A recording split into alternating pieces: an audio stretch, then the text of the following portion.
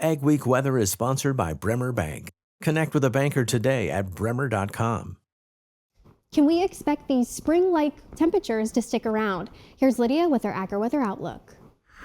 After getting a taste of spring earlier, late February into early parts of March, we had a little doozy of a snowstorm move through parts of the area. Minneapolis picked up 9.5 inches of snow.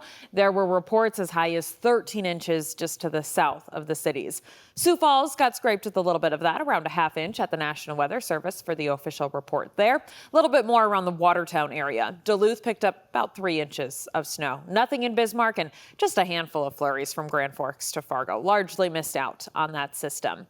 Now that data gets collected and then will be put into consideration for the drought monitor. So that snowfall itself not considered into this drought monitor, but it's something we'll keep our eyes on, of course, as we inch closer to spring and planting season, and then eventually summer. Right now, we still have widespread drought conditions. And with overall a lack of precip this winter, a lot of us 2 feet behind average on our snowfall, we are setting ourselves up for at least a little bit of a drought as we head towards summertime. That's not a guarantee, but that's something we will watch for as we go throughout the next couple of months.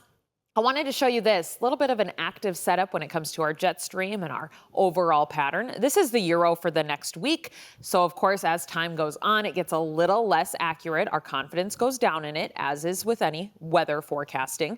But it does have quite an active pattern setting up with different passes of rains or snows, kind of in that similar fashion through about the middle of the country, scooping up toward the northern plains as we head throughout the next week or so. I also wanted to take a peek at our frost depth, of course, as we do get closer to planting season. We got to watch that frost slowly come out of the ground. Right now, I still have a lot of us with deep frost. We're actually looking at the 20-inch depth, so about 2 feet down, and anywhere coated in that gray is a temperature less than 32. So that does include most of North Dakota and northern Minnesota. No data for that for South Dakota.